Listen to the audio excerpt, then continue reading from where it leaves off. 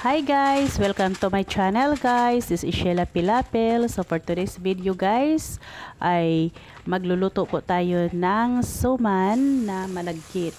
So syempre atin pong hugasan ng maigi ang ating malagkit guys. Ayan. So hugasan po natin ng dalawa or hanggang 3 bisis guys. At saka after niyang hugasan ay atin po siya ibabad ng tubig hanggang sa mag-blotted yung ating glutinous rice. Gumamit pala tayo dito ng 2 kilong malagkit guys. So ayan, atin na yan isusok ng tubig ang ating malagkit. So habang tayo ay magsusok ng tubig guys, so dito naman ihahanda natin ang ating kawali at maglalagay tayo dito ng coconut milk. So ayan ang ating coconut milk.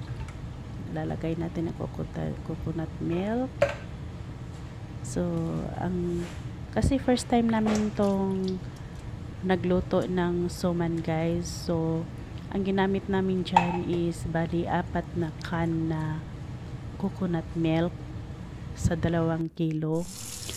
And then so meron din tayong ginger dito or luya. So ayaw namin gumamit ng ginger slice. So ang ginawa namin is grated ginger ang ginawa namin. So gagawin po namin yan ng juice. So ayan, bali palayan siya ay 3 tablespoon ang outcome niya na ginger juice. So ayan ang ating ginger juice. So ihalo natin dyan sa coconut milk, and then salt. Ang salt natin dyan is 2 teaspoon, and then sugar. So ang ginamit muna namin dyan is 1.5 cup.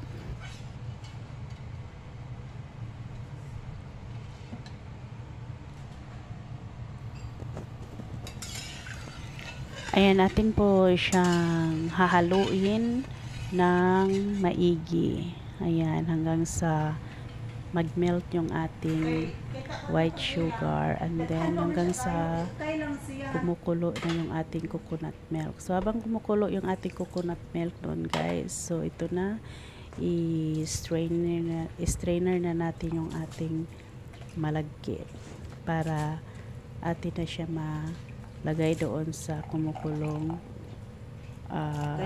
coconut milk. So ayan, dagdaon damo nga buburunaw na to jatay tahan.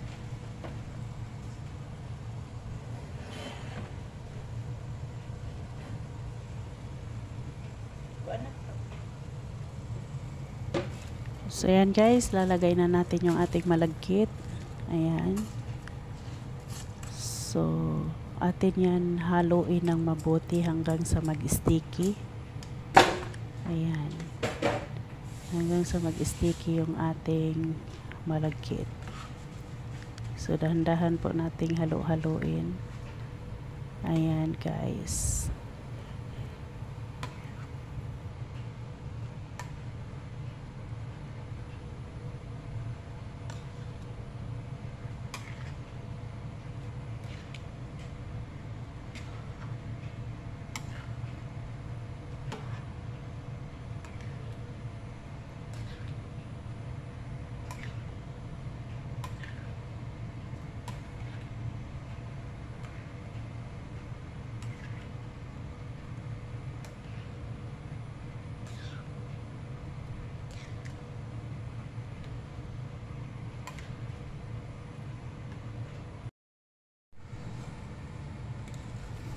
So, ganito nga ang itsura niya guys. So, ayan. Hanggang sa magiging sticky na siya guys. So, hindi pa yan siya luto guys. Kasi atin yan lalagay muna dito sa dahon. Ayan. So, ganyan siya. Balutin na natin sa dahon. hanggang sa maubos natin. Ayan. Ayan ang aming suman, guys. Pero damo man ato dahon eh. Patuhon gid kun di pa iyo. Di ba?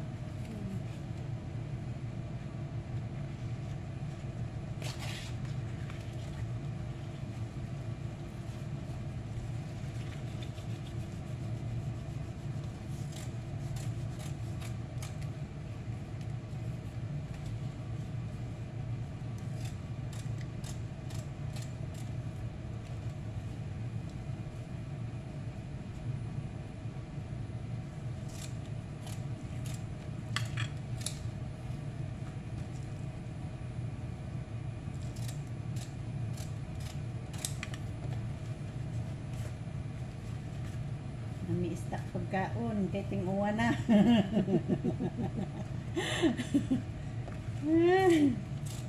Nagda-diet kami kaya mag-stack kami ng pagkain. Mo nang giingon nga dili magkuan kay man naghinimok sa tamis. Mga kuy-kuy. Pag ka mga toy-toy.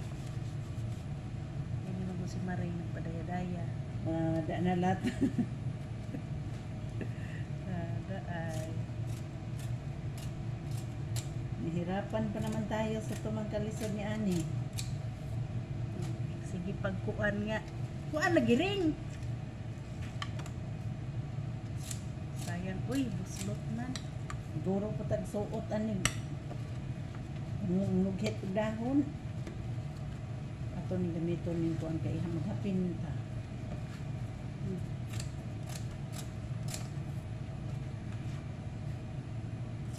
Paglalisa pa di na lang maghimo. Sure ka dyan ring. Di na lang solbaron. Pagka mga toy-toy gid oy. Nabitaw ko ni mo, di na tang maglalis ato ring. Tabangin yung kuin ni ring kay maniguro agad sa si Chang. Di lagi ring. Ingo pa gani ka ring nga kasabot ka na. Nakakon yung kasabot ko ang pagputos. So yan guys, ganito kami guys. Imo kami po naglalis sa kami kay Ala da ko magbangag ni oy dili na siguro na apilo no. ikuan namang tanggala kay basig. Ato pwede na lang ang dahon. hapilon. Hapilon. Ato na lang na ikuan. Hapin ba? Dili kay hapilon. Pataka lagi tabi.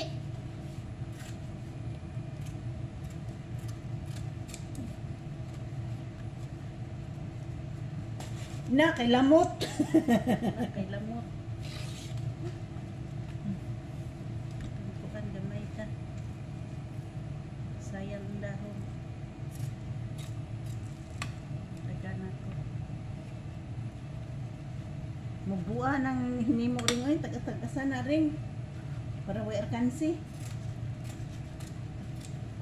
Magbuha lang po dan kuan oy. Kanang maija pag taas mo buo na ring. Ano may tagas nga kuan dahon. Ribawi lagi ni dyan lagi. Ako no. Ija ba? Hindi ada may kuan. Taas mo Dahon, buo oh. Nakadipindi mo sa dahon. Lagi. Akong taason ko ng dahon mo bo.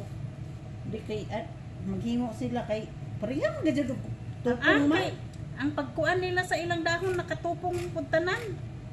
Usa ka. Tupong gyud ang hinimuan gud nila kay So, ayan guys, ang ating suman. Ayan, malapit na tayo matapos magbalot ng ating suman. Ayan. Ay, ang nila kung pag na kaya kinatawag ka o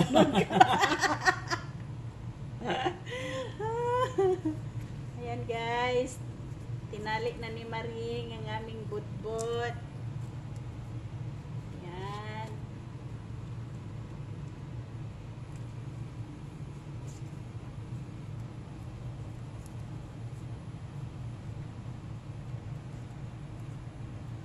Okay, so dyan muna siya lagay.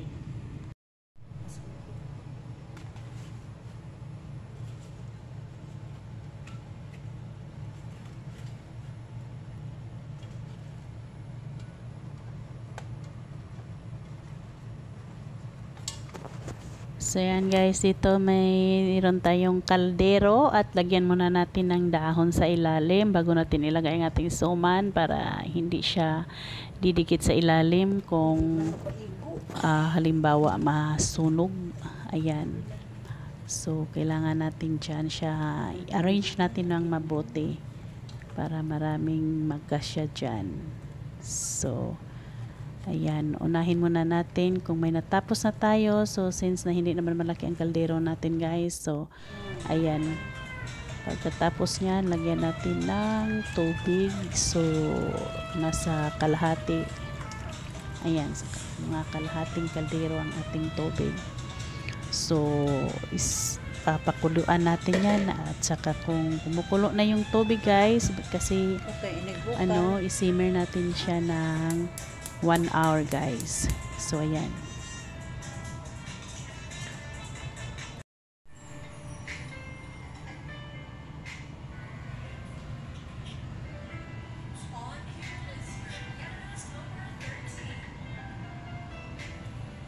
Ayan na guys, luto na ang aming suman. So ayan, nakalimutan kong videohan.